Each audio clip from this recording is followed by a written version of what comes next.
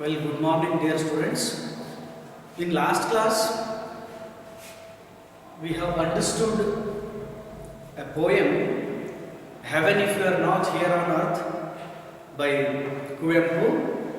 Today we discuss another chapter number 11, that is Japan and Brazil Through a Traveler's Eye, which is written by George Mikesh.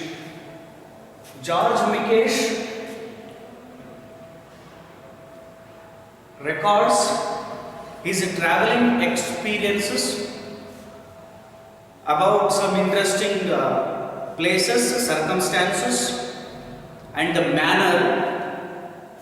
So George Mikesh takes two countries name here. One is Japan and another is Brazil. These two are the contrasting countries where he come across different manners, culture, behavior, and he tried to summarize it, and he is keeping his own experience before the readers. Today we try to understand what are the behavior, manners, circumstances were attracted by George Mikesh. We try to understand Japan's about George Mikesh. That is an artist, George Mikesh, who born in the year of 1912 and died in the year of 1987. He is an artist, author, publisher, and illustrator and journalist from Hungary. Studied law and received his doctorate at Budapest University, which is the capital city of Hungary. There he was not only a journalist, he was an illustrator, he was an artist and author. So he was very much interested in traveling across the globe and recording his experience. So that is called traveler writing. We say that traveler writing, traveler or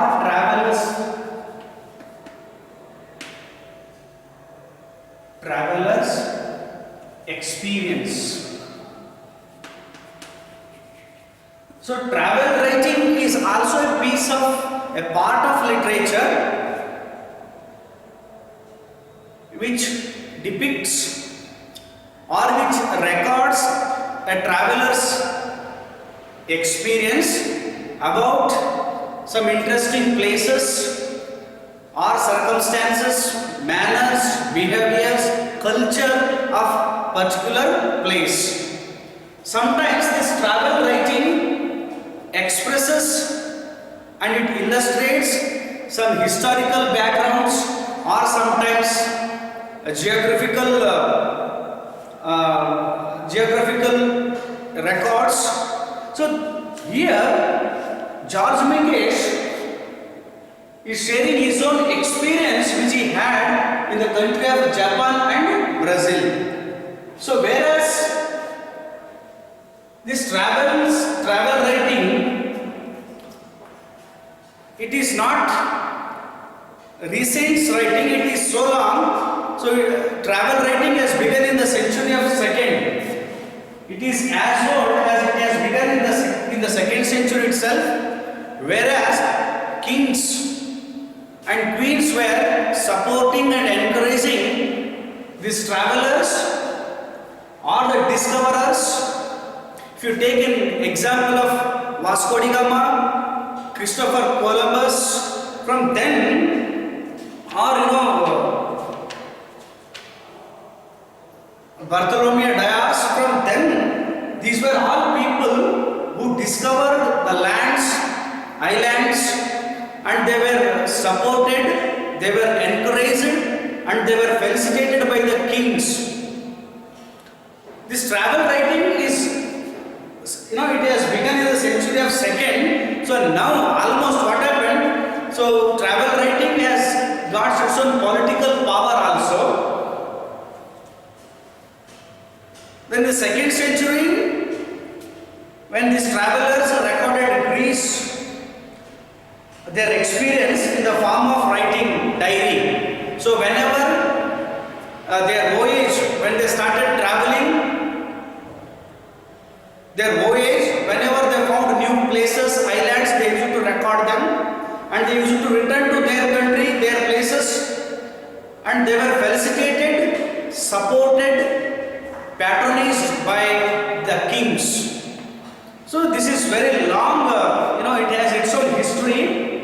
With the invention of new techniques of navigation and sea voyages during the 9th and 10th centuries, travel writing became popular as more number of people began to explore new places on the globe. So human beings, as we are aware that human beings, basically they are bound with curiosity to discover new things, to know new things. So it has begun in the century of second itself that human beings were very curious to know, to discover the new lands, new islands. So this is the result that almost we can say that not a single place left without discovering. So almost human beings are surrounded around the globe by traveling, by discovering through the sea, sometimes through their voyage. So now it has got its own importance. So these travelers, these discoverers were felicitated, were patronized, were encouraged, supported by the kings and in fact then they started discovering more and more lands. So today, now we discuss the manners of Japanese and the traffic in the Brazil. So Japanese, as we all know that Japan is such a country, it is a small island in the Pacific Ocean, a thick, very thickly populated, or many with so many cities and thousands of shrines and temples are in Japan. And the fact is that every year Japanese have hard times. They are facing natural disasters. Every now and then occurs in Japan. Maybe there are tsunamis, earthquakes, volcanoes. Apart from that, in spite of those natural disasters, these people inculcated, Japanese are known for their very good manner. Very good manner. They are well-mannered people. Japanese are well-mannered. That's what George Mikesh find them.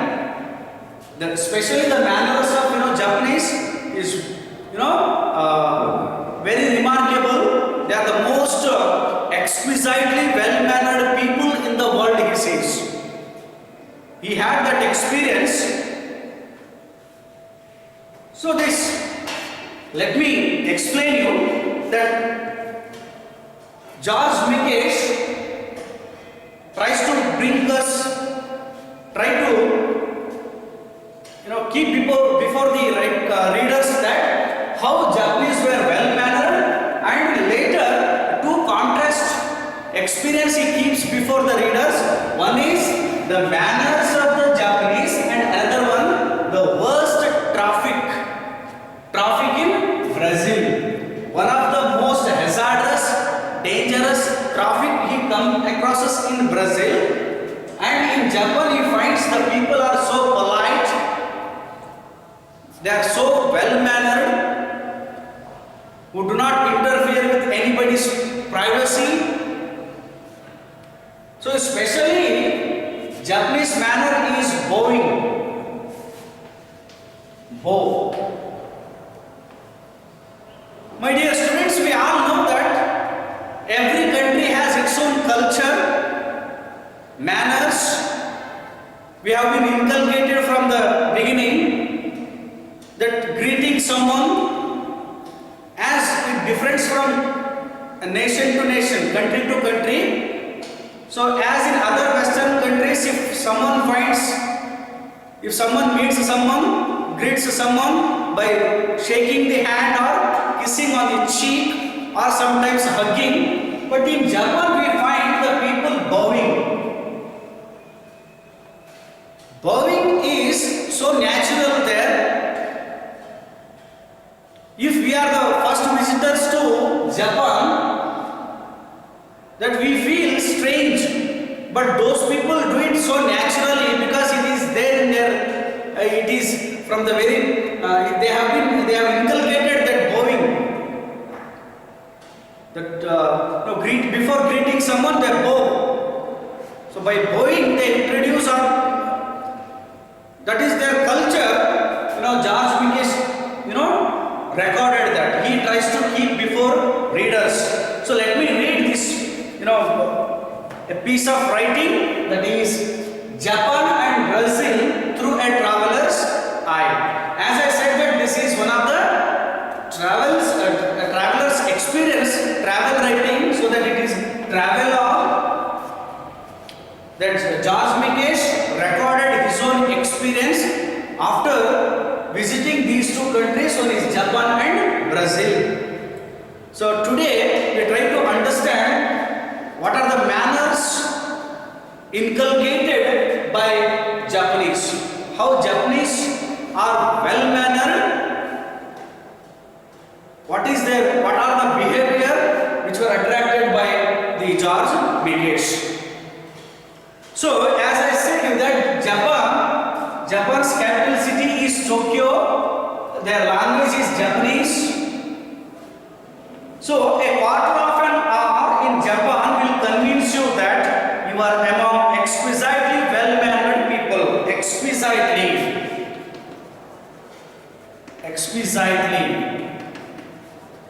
Exquisitely means very, what we said, excellently or very beautiful,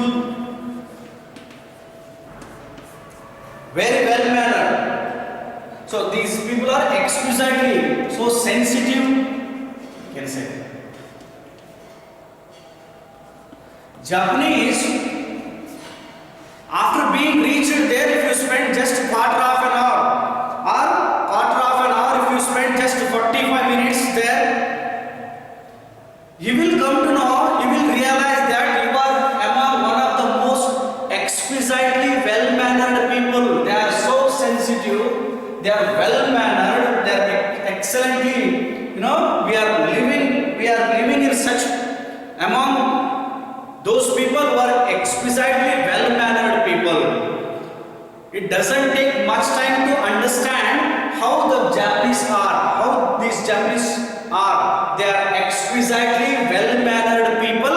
After spending a quarter of an hour, we will come to know that we are among the exquisitely well-mannered people. We are with the sensitive people. We are with excellent people. They are very, what I can say, well-mannered people. So a quarter of an hour in Japan will convince you that you are among exquisitely well-mannered people. People who live on a hopelessly overcrowded island have to respect one another's privacy, or rather would have to if they had any privacy. So here George Mikesh noticed that even though Japan is a tiny, a small island, but it is overcrowded. The roads in Japan, the streets in the Japan always overcrowded. You find many people on the street, but the people who live on the street, the people who live around that each other by creating privacy. They do not want to interfere with anybody's private life. So even though that is overcrowded, hopelessly overcrowded island, have to respect one another's privacy. They do not interfere with anybody's private life. So they give respect to one another's privacy, or rather would have to, if they had any privacy. If they have any privacy, they do not interfere with anyone. But they don't. So courtesy has a double function.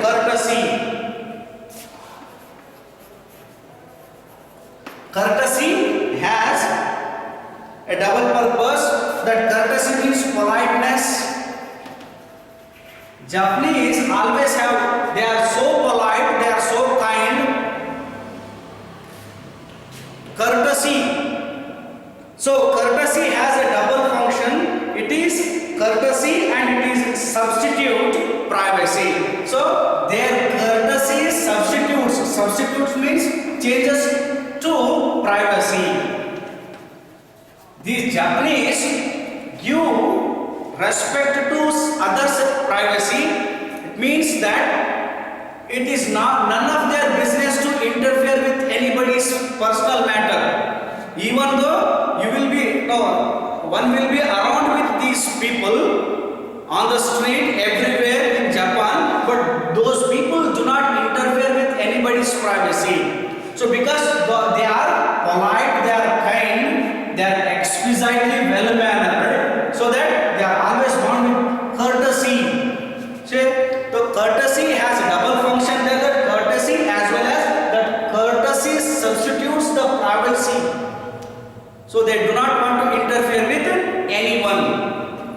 Take for example the little red telephones in the streets, shops, halls of hotels. The instrument is situated on a table or on a counter. They have no space to spare for booths. So he says that, George Minkish says that in Japan, if you take an example, that telephone is kept on the table itself, on the streets or in the halls of the hotel. You find commonly those telephones, because there is no place, a particular place for the telephone booths.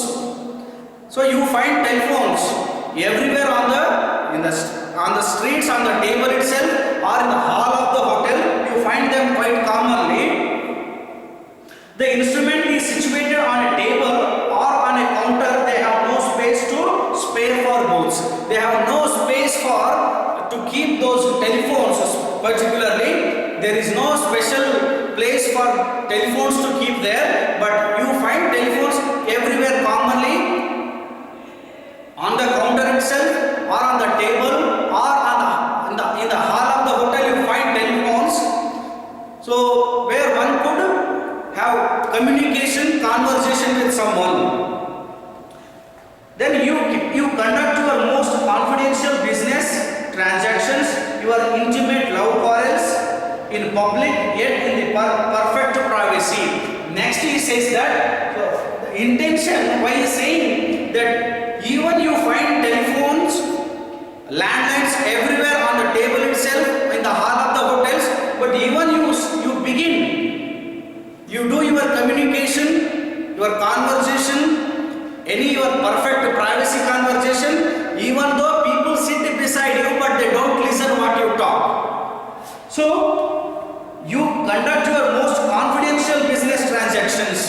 So usually what happens, any private or business transaction about business matters, we speak alone. If crowd, no businessman could talk in the crowd of people.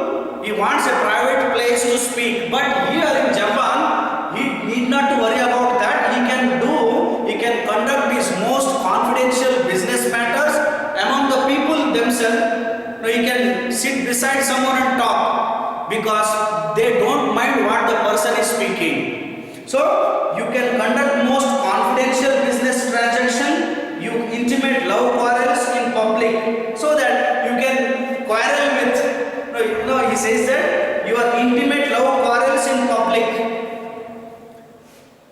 This is completely private. If two lovers quarrel over the phone by phone, but people don't mind. Even though you are among them, you are sitting beside them and speaking with someone, they don't listen you because they give respect to others' privacy.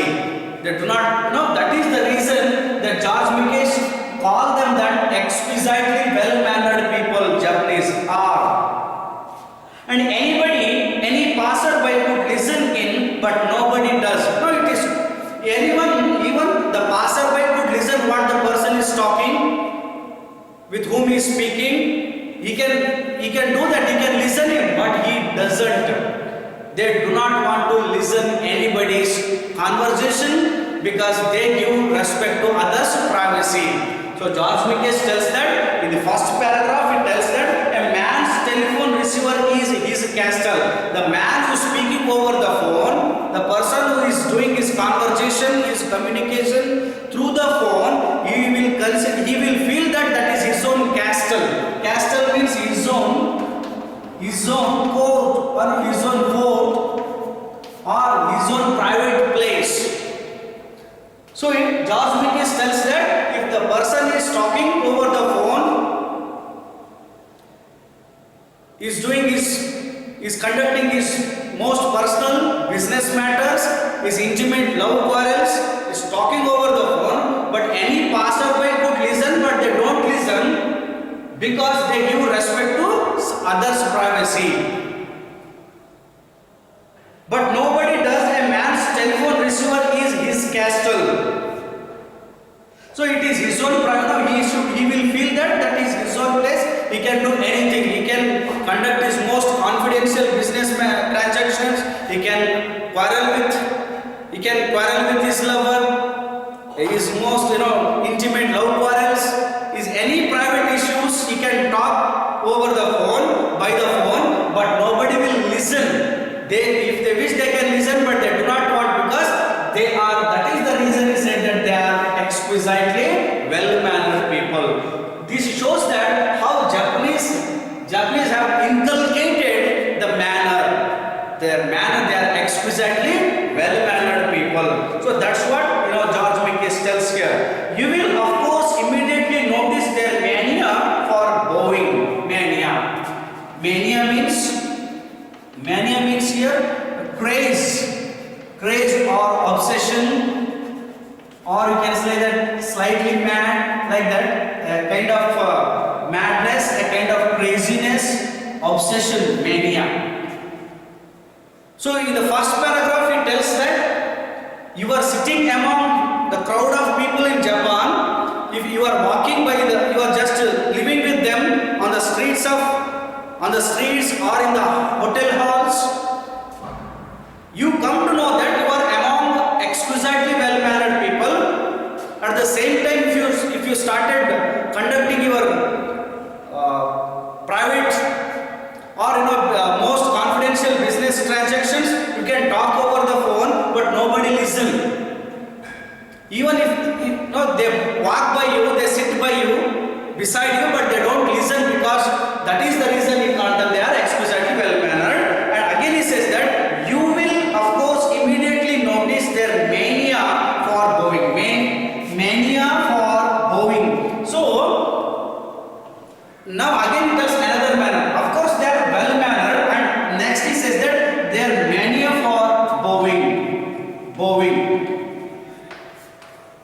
So if you will now, you just notice in the textbook that they have given a picture how two persons bow each other. Bowing is a culture, it's a manner Japanese inculcated, so that next we come to know that how even animals also inculcated that bowing manner in Japan. So you will of course immediately notice their mania for bowing. They bow each other.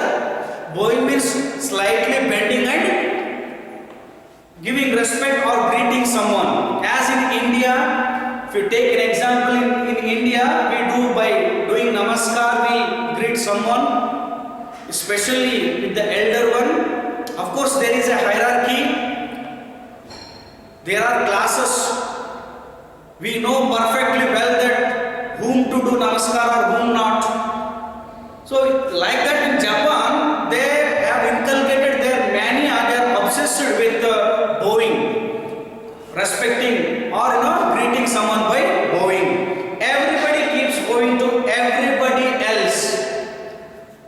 In Japan, it's not that only youngers should bow elders. It's not like that. Now, everybody bows to everybody keeps bowing to everybody else without any differentiation. So they bow each other with ceremonious solemnity. Ceremonious solemnity means a formal solemnity, formal or serious.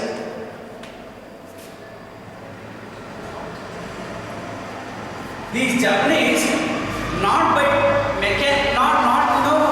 they do it formally and seriously. They not simply greet someone or bow someone mechanically. Rather, they bow solemnly. The ceremonious solemnity means they do it so seriously, formally.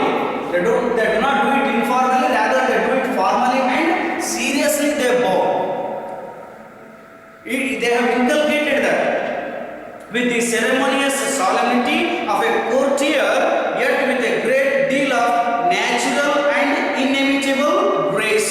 Inimitable, no one can imitate. Inimitable means which cannot be imitated. So that is learned one, inculcated one. If you see once or twice, you cannot imitate as exactly they do.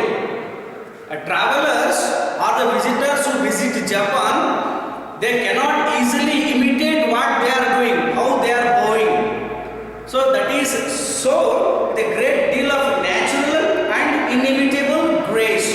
So they do it gracefully, complete, with formally, seriously they bow and respect each other. And he says that that is natural and as well as inimitable. So inimitable, no one can imitate it. So in that way they do it. Bowing is neither less nor more silly than shaking hands or kissing the cheek, but it is quainter, more formal, more oriental. Next, George Mingus tells that this, as I said, that this is also like doing namaskar or shaking the hand or kissing the cheek or hugging, but this is also same, but it is quainter, old fashioned. Quainter means old fashioned.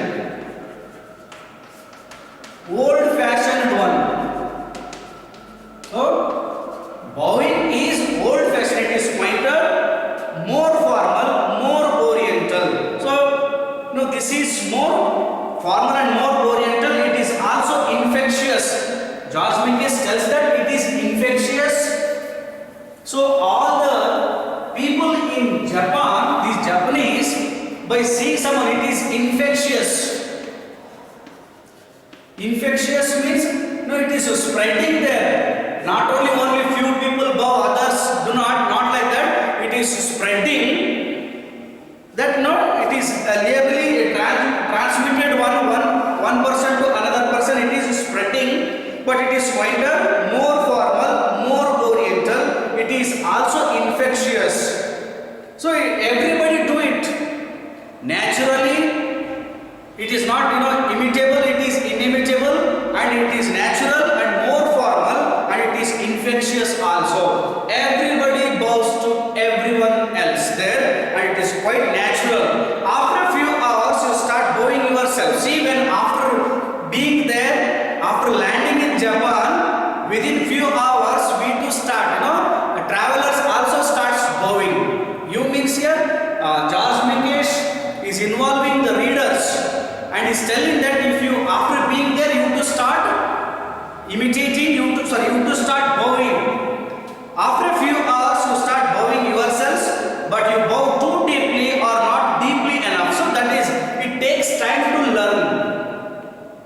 So any manner, so it takes time. That Japan, now you to start bowing, but you do not bow how actually you should, how others are, but you may bow too deeply, or you may not bow deeply enough. So it means to say that you do not know how exactly how much you should bow. So it takes time to learn it. But you bow too deeply or not deeply enough, you bow to the wrong man at the wrong time. You do not clasp your hands in front of you, which is bad. So clasping hand, folding hand. So he tells that you means your reader is the second person that he is involved in readers here. You may bow in a wrong time in front of a wrong person, or you may bow and you may not clasp your hand, you may not fold your hand, or you may not hold your hand and bow, and that looks bad. So you do not know. Then you bow to the wrong man at the wrong time. You do not clasp your hands in front of you, which is bad. So you should clasp your hand, hold your hand, fold your hand and bow.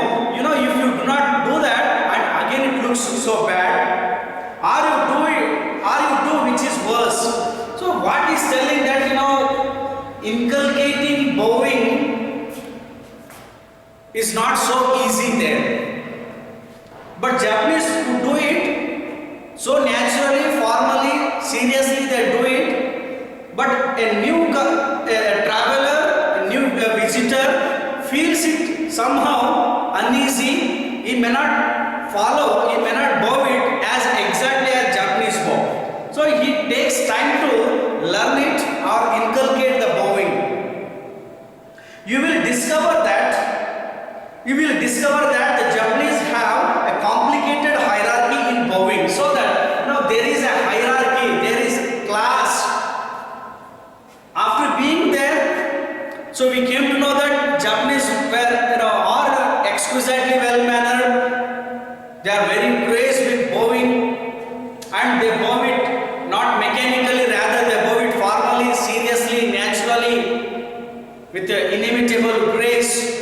And that bowing is so old fashioned, and they have inculcated it.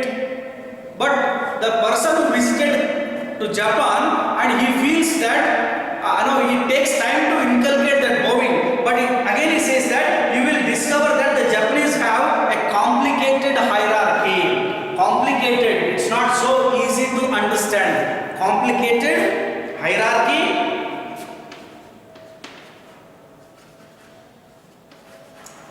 Complicated hierarchy means classes. There is a hierarchy that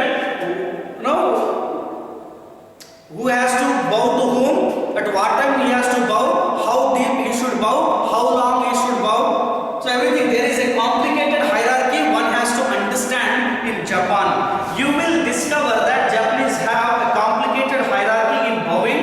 Who bows to whom, how deeply and for how long. So there is a hierarchy, there are classes you should understand after reaching in Japan. One of the American states had an early traffic law which laid down that if two cars met an intersection, neither was to move before the other had gone. See, he takes an example of in early America, in one of the part of United States, one of the American states, that they had early a traffic law that if two cars meet on an intersection or in a cross, or we say that on a bridge, that if one passes successfully, other has to wait.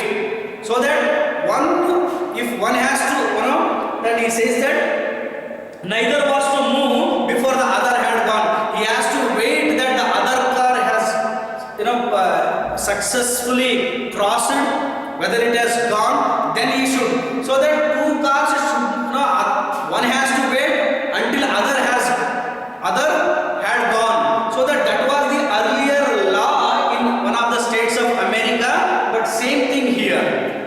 One has to bow until another stands up. Both at a time they should erect. At a time they should stand.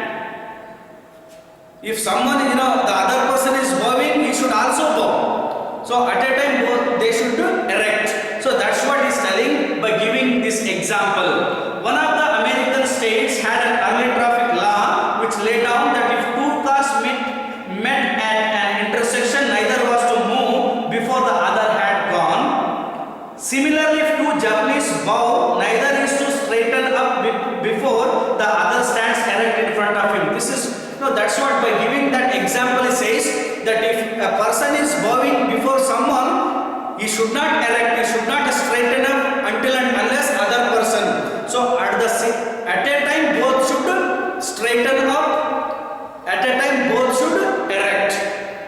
So that is is giving respect to other person's bowing. Then a little complicated to us, they manage it without difficulty, and even the smallest difference in rank, standing, age, social position will be subtly reflect in the split second. One man's bow is shorter than the others. Now he says that, as he has already said, that bowing in Japan is a complicated hierarchy, so that one feels difficult to understand how they bow, who bow to whom, how deeply. And next he says that a little complicated to us, they manage it without difficulty, but Japanese could manage. They do it so naturally, seriously, formally they do it, but visitors and observer feels that is difficult to understand. They manage it without difficulty, and even the smallest difference in rank, they have ranks. So if you take an example in India, that no elder person can greet or do namaskar or greet younger one. That is there. But in Japan also there is a rank, in rank standing. So in the position of while bowing also there must follow the position, standing position. What are the ranks, standing position, and age? These are all matter, and social position will be subtly reflect in the split second. So here subtly means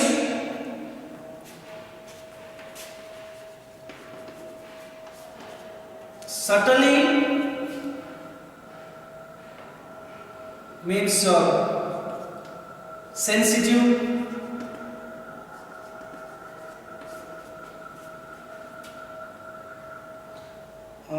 hard to notice. Subtle means hard to notice, sensitive, or it is not obviously. So position will be subtly reflected in the split second. One man's bow is shorter than the others. Within no matter of time, within a few fraction of second, they do it. According to their age, their social position, their standing. So they follow that. Formally they follow, but the observer may feel that difficult to understand, but they do it without taking much time. So they do it. The standing age, social position will be subtly reflect in the split second. One man's bow is shorter than the other. If the person is having higher position in the society, other person bows deeper than him. So if the person is aged, is elder than other person, he has to bow slightly deep than this person, so that there is a perfect match. They do it without any difficulty. In many cases, there are clear-cut differences in position and no difficulties. The basic rules inside the family: the wife bows to her husband. So this is apart from family. Whenever they go out of the home, whenever they are bowing, greeting someone, they should follow the rank, social position, and gesture, standing gesture, and age. These are all matter when they bow, unknown person or out of their family. When it comes to the family, and there is a system that they must follow. Basic rules of the family is the wife bows to her husband. See, this is what the wife bows to her husband. The child bows to his father. Younger brother bows to elder brother. The sister bows to all brothers of whatever age. This is the rules of the family. In Japan, in a family, what happens? Wife has to bow to her husband, and children have to bow to their father.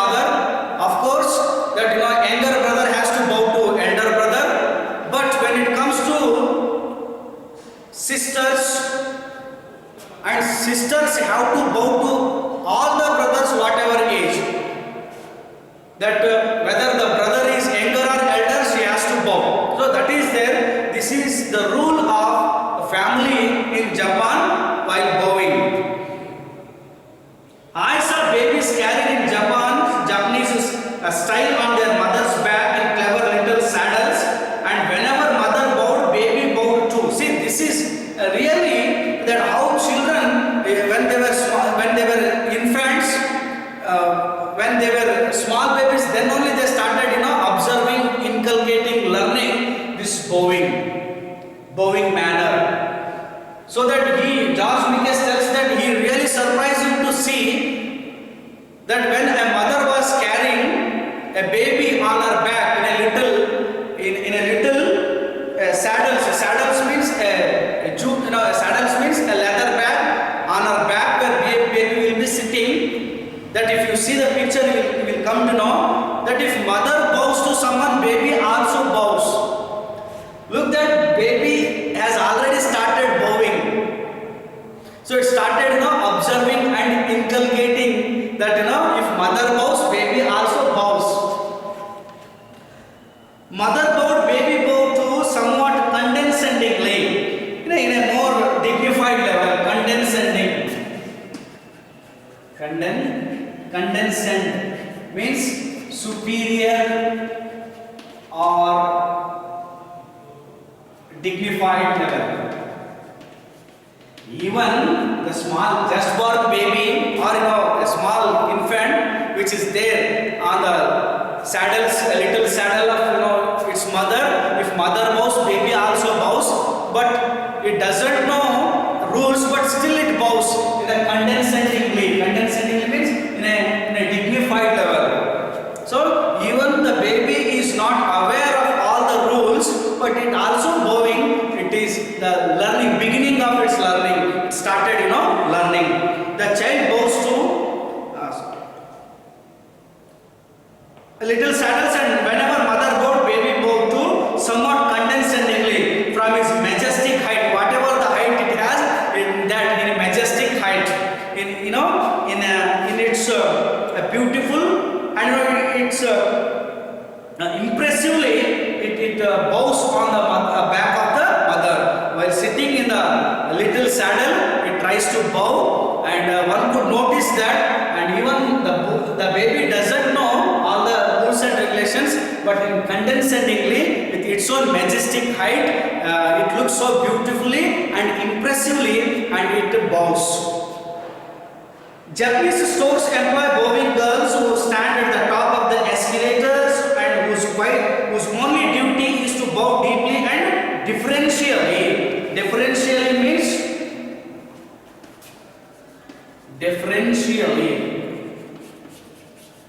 respectfully. A great respect. Great respect. What George Mingus noticed there, so whenever George Mingus notices in Japan that in a shopping malls or from the Japanese stores or shopping malls or stores in Japan, stores employ bowing girls who stand at the top of the escalators, and they stand on the escalators, top of the escalators, and they bow and they greet and welcome the customers inside. So that is the duty of the girls, is to bow. So their only duty is to greet the customers and welcome them by bowing. So in a bow deeply and differentially. Differentially means in a great respect manner they bow the customers and they welcome them. Japanese stores employ bowing girls who stand at the top of the escalators, whose only duty is to bow deeply and differentially to all and sundry. So all and sundry, to everyone, not with not according to the ranks or social position or the age, doesn't matter, but all and sundry, to everyone. They are only the girls' duty who are standing on the escalators of the stores. Their only duty is to welcome everyone by deeply and differentially, in a great respect manner. They should bow and welcome.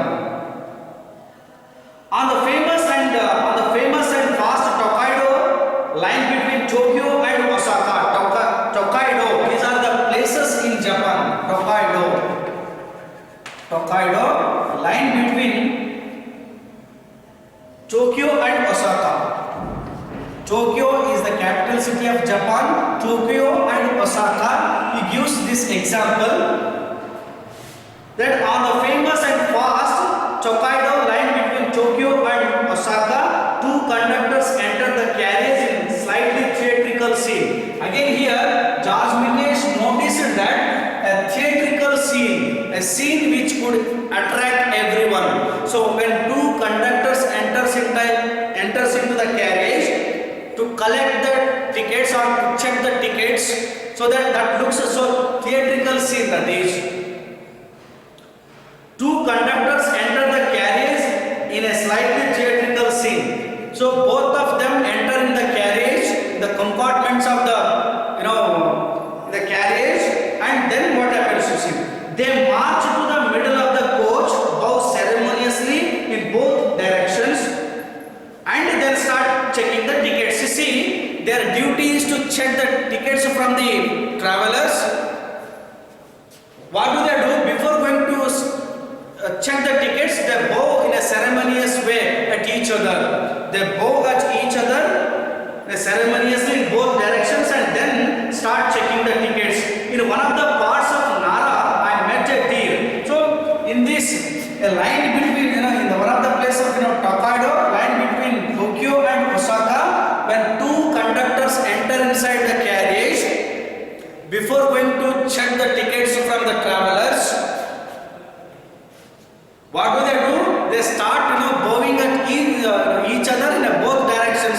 They in fact bow to the travelers as well, and they bow at each other in both directions. Then they start, checking tickets.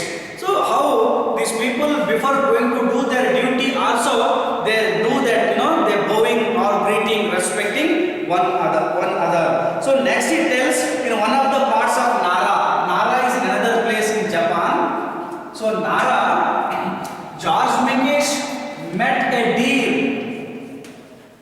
So he met a deer there. I bought a pack of food for him. He came up to me, looked into my eyes and bowed deeply. See, look at here. Next it tells, George Mikesh tells that not only that human beings are having mania, they are crazy with bowing, but even animals too. This is very strange. When George Mikesh held a food packet in his hand, he bought a food packet in his hand, in a place called Nara, so that he met a deer there. I bought a pack of food for him. He came up to me. I looked into my eyes and bowed deeply. What the deer?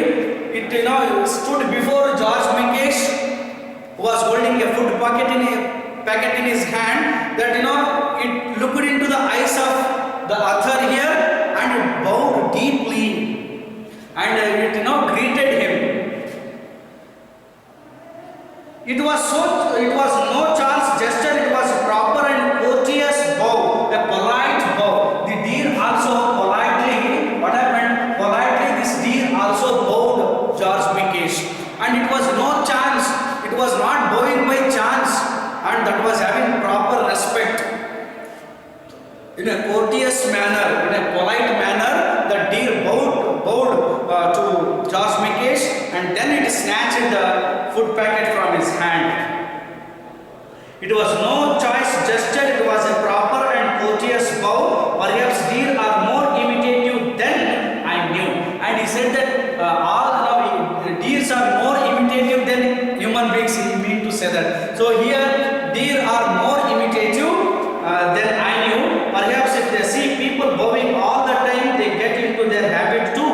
So this is true that deer were also, they were imitating, they were following, they were observing closely the human beings around them, and if all everybody is bowing at everybody, they too started bowing, they too started getting them into their habit. They also inculcated bowing.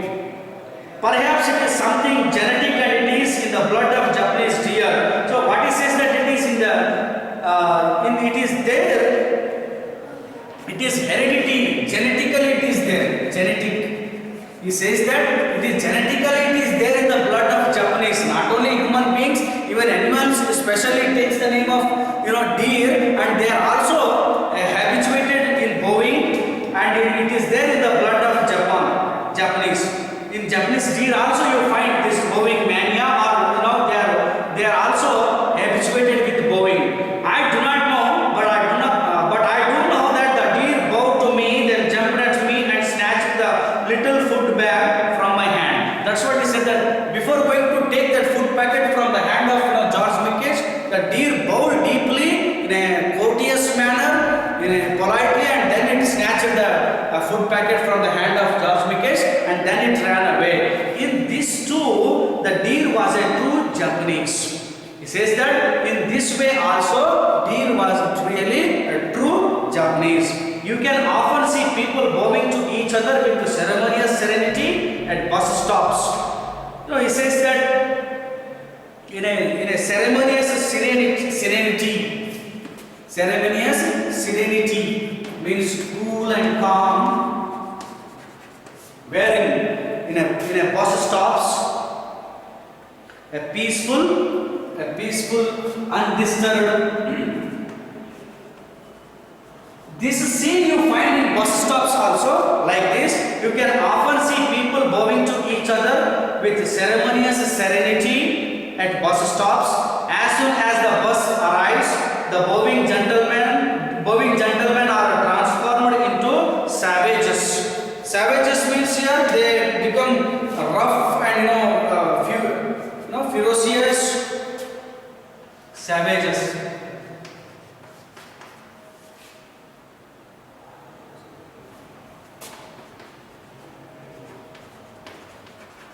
So you notice this in bus stop. Before the arrival of buses in the bus stop, all the travelers were so cool and calm, peacefully, without disturbance. And after entering the bus, what happens? All these people who were there at the bus stop transformed into savages, means a ferocious, and they completely disturbed, and there will be a rough push at each other. They push each other aside, tread on each other's toes, and show their elbows into each other's stomachs. So as we know that earlier, before the arrival of the bus, what happens? These people look so ceremoniously, they bow at each other, they were so cool and calm. After entering the bus, what happens? These turn into savages, they become ferocious, and they become so active.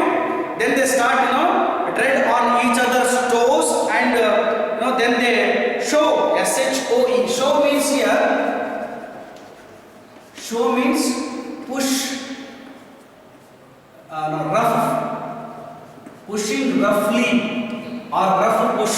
Then they start pushing roughly their elbows into each other's stomachs. This is a scene you come across at the bus stop of the Japan, some of the places in Japan. So this is another scene. George Mikesh tries to bring to our notice. Next, eating soup. Another manner of Japanese were eating soup.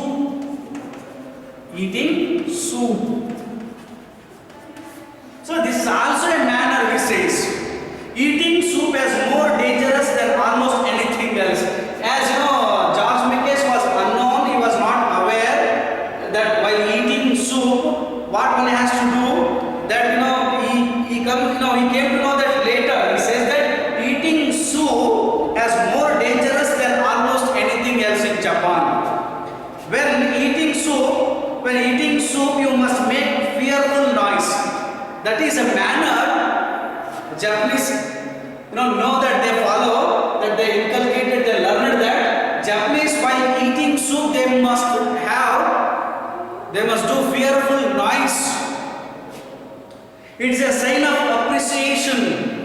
If they are the visitors, if they are the guests to somebody's house, while eating soup, they must do some fearful noise, which is the sign of appreciation. That the soup is very tasty, it is good. If you don't, your whole will think, your hostess will think that what an ill-mannered lout. You know, lout means here, what an ill-mannered, lout means so aggressive, unmannered,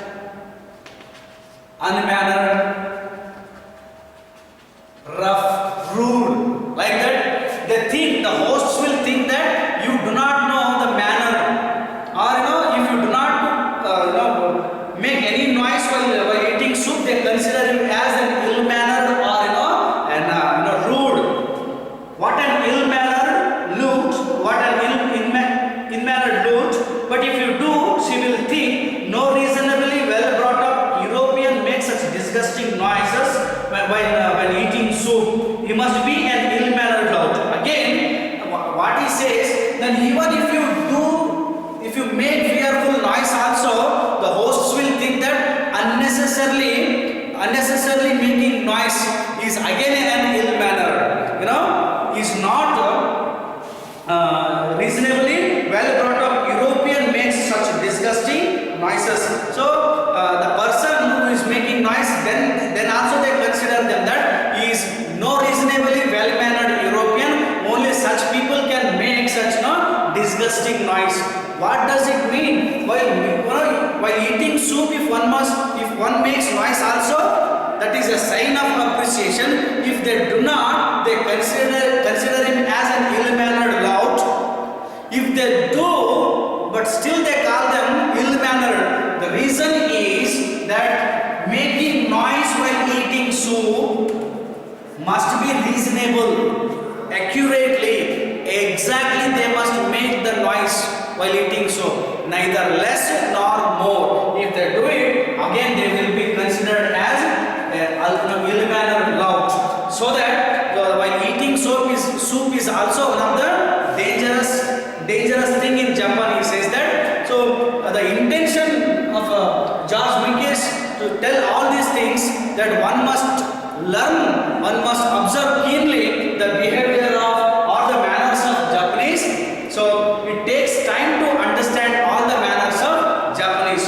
So today, in today's class, we have come to know that how Japanese are exquisitely well-mannered, how they respected each other's privacy, and then it talks about the mania or the craze of bowing at each other, and it tells that how bowing is, how old it was, and how formal and serious and solemnity.